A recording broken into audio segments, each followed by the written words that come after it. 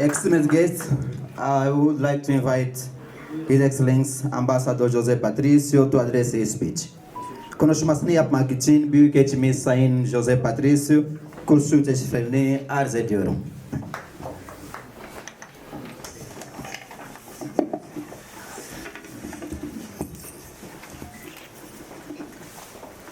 Good evening, Excellence, Honorable Minister of Interior of Republic of Turkey, Excellency Süleyman Soylu, esteemed representatives from the Turkey Foreign Affairs,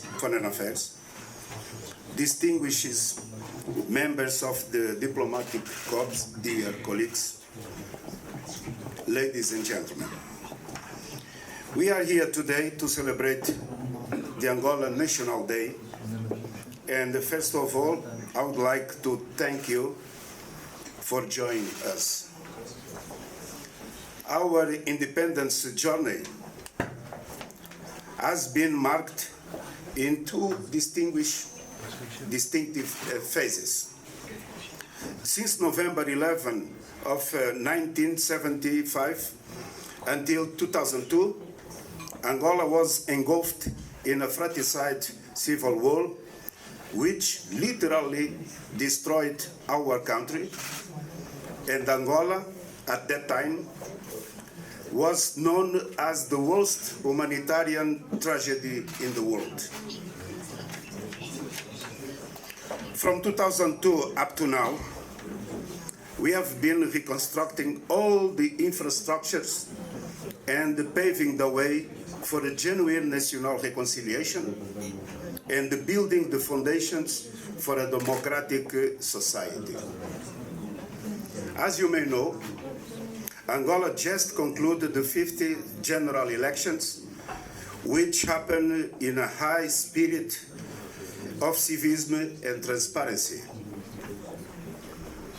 The Angolan people knows very well the importance of stability and territorial integrity, and for this reason, we did not hesitate to vote in favor of the United Nations Charter, which apply for respect of sovereignty and the national integrity of states. Angola is in Africa an active player, standing by the principles of peace, unity, and establishment of democratic states of law.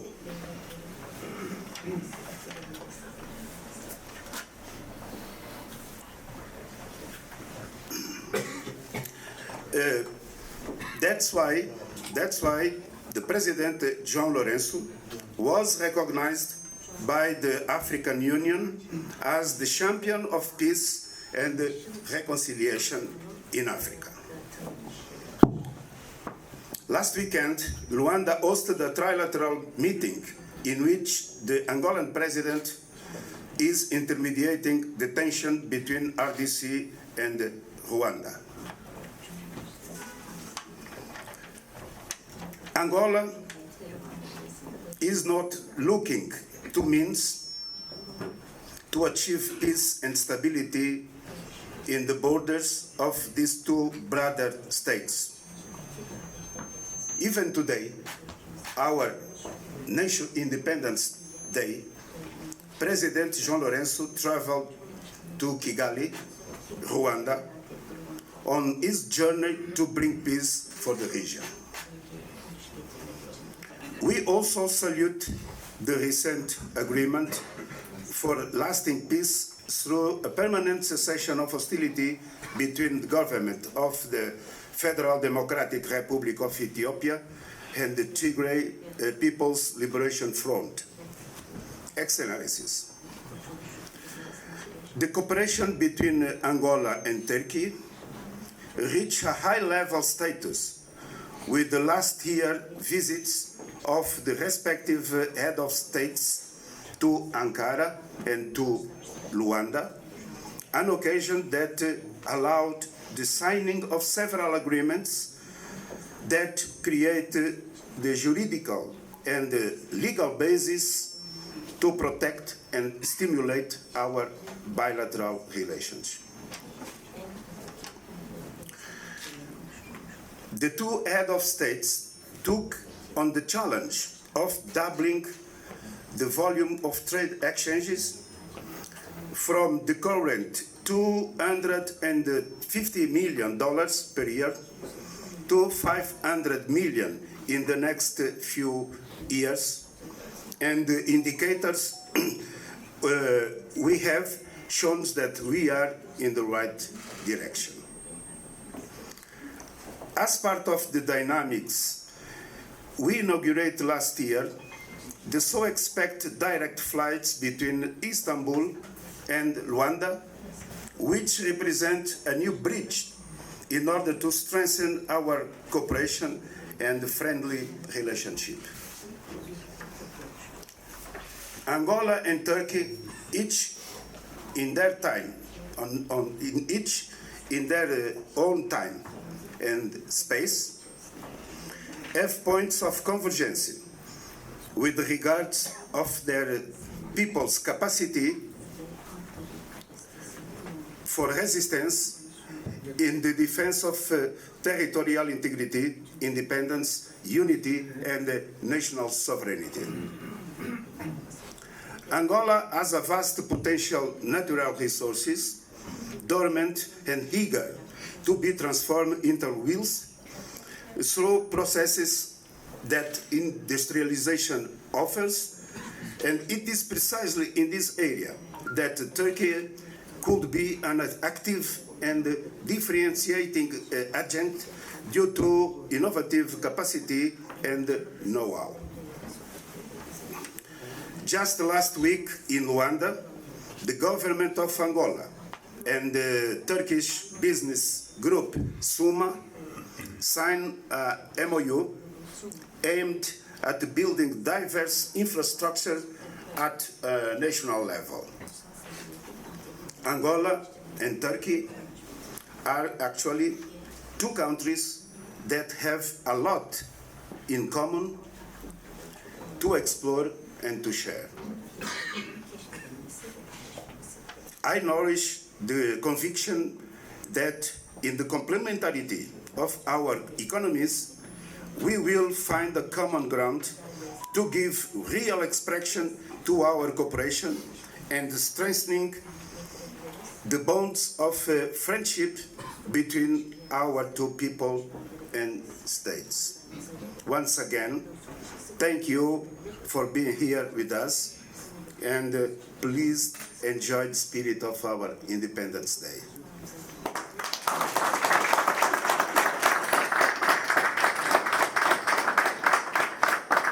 Viva África! Viva! Viva Angola! Viva! Viva Turkey! Viva! Thank you, teşekkürler.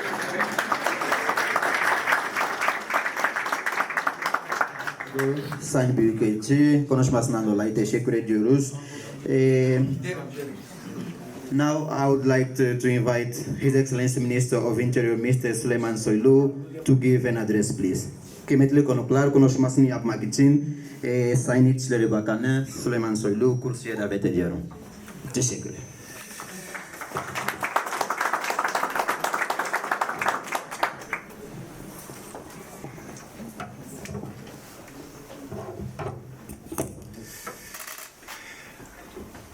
Ekselansları, kıymetli Büyükelçi Sayın Patrício ve çok kıymetli hanımefendisi, diplomatik misyonların çok kıymetli temsilcileri, değerli misafirler, burada bulunan çok kıymetli öğrenciler ve bayanlar ve baylar.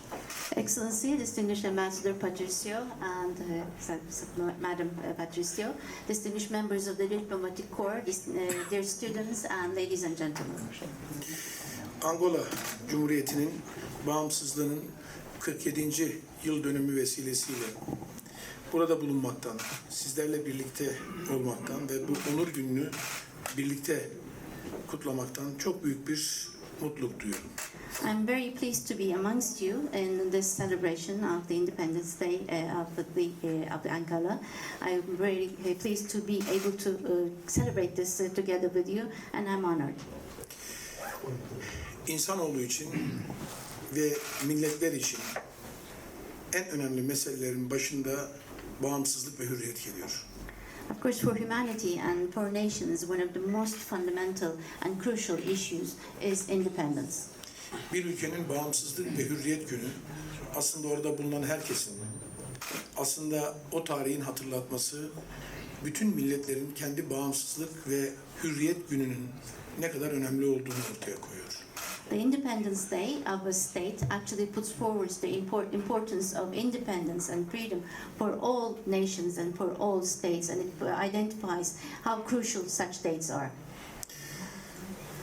Türk hükümeti ve milletimiz adına Angola hükümetine, Angola halkına 47. yıl münasebetiyle tebriklerimizi iletiyoruz.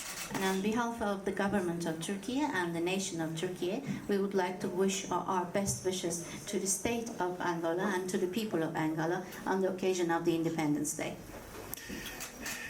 Ekselansları, NATO'nun 1975 yılında bağımsızlığı kazandırmasıyla birlikte aslında çok zor bir süreç başladı.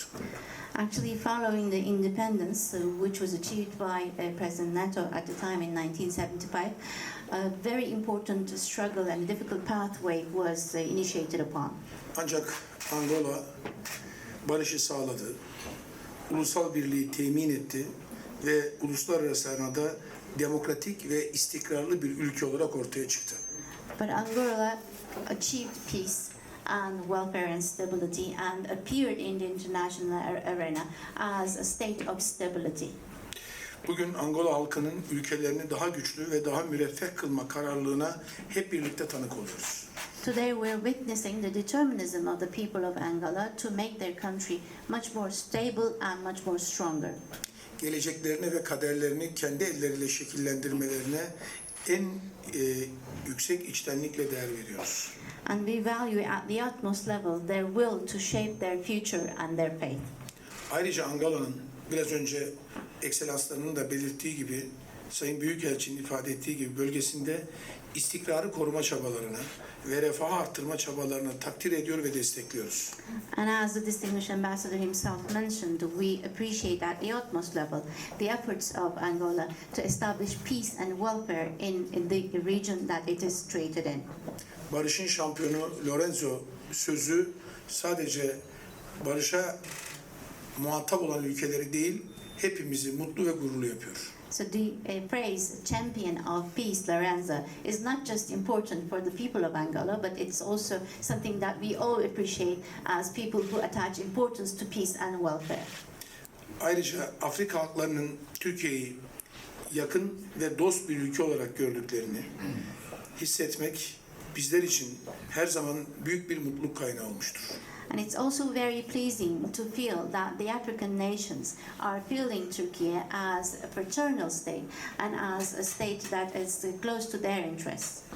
Dünyanın emin ve güvenli ülkelere ihtiyacı var.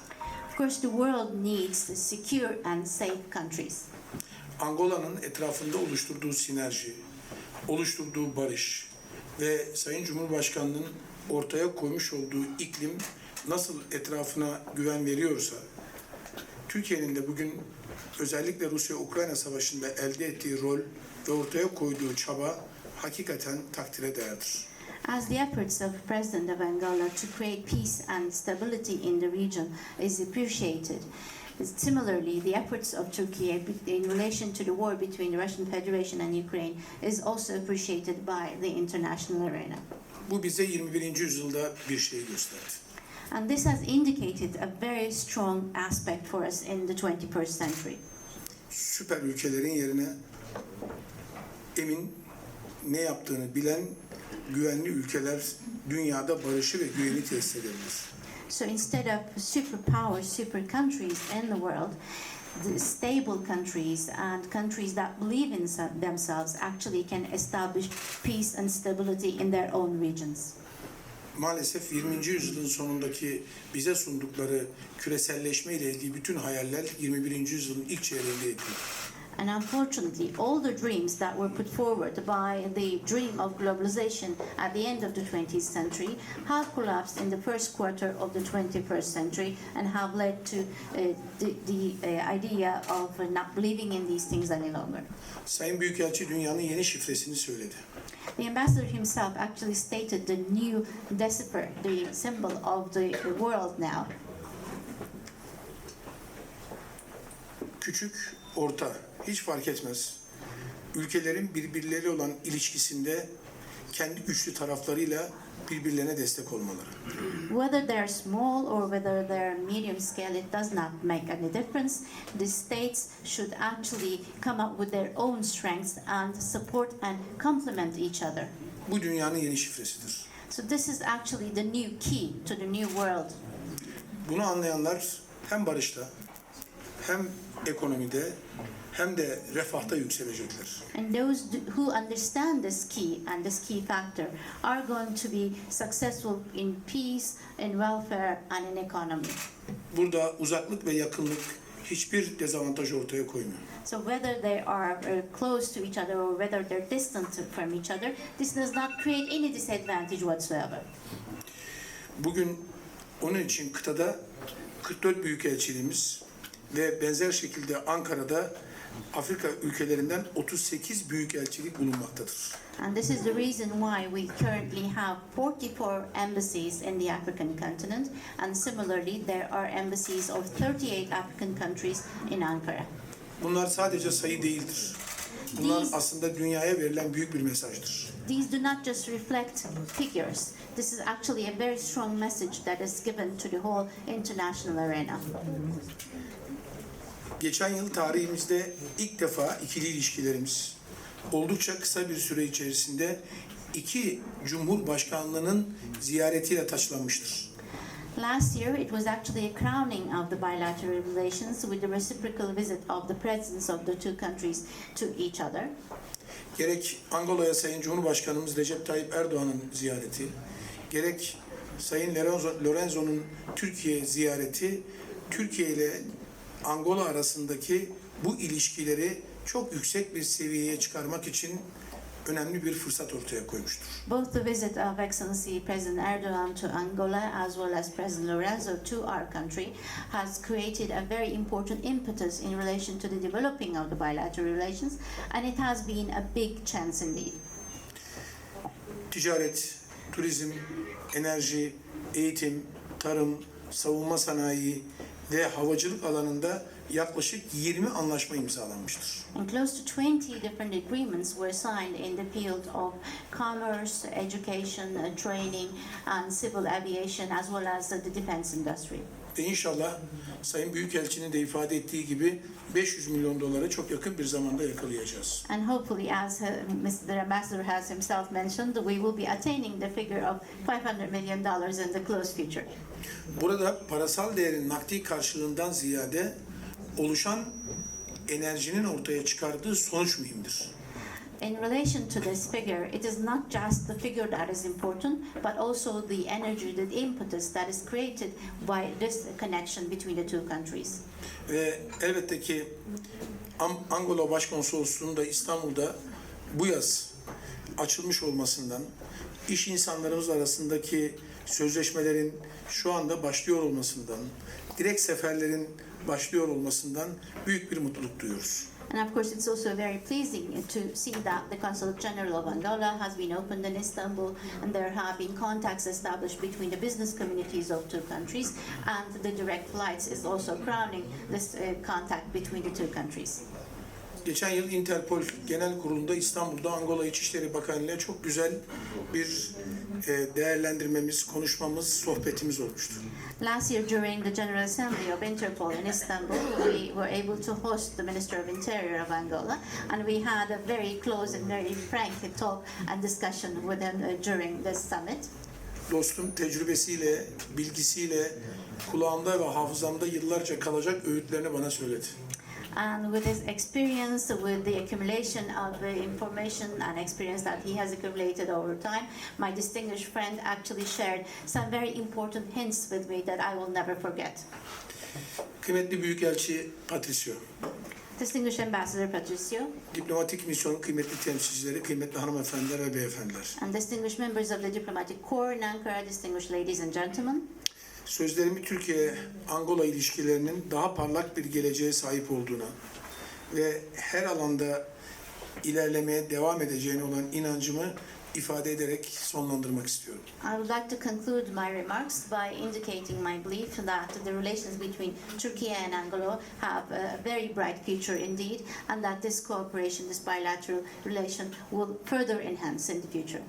Angola Cumhuriyeti'nin 47. bağımsızlık yıl dönümünü bir kez daha bütün kalbimle hem milletimiz adına hem hükümetimiz adına hem kıymetli Cumhurbaşkanımız Recep Tayyip Erdoğan'ın selamlarıyla kutlamak istiyorum.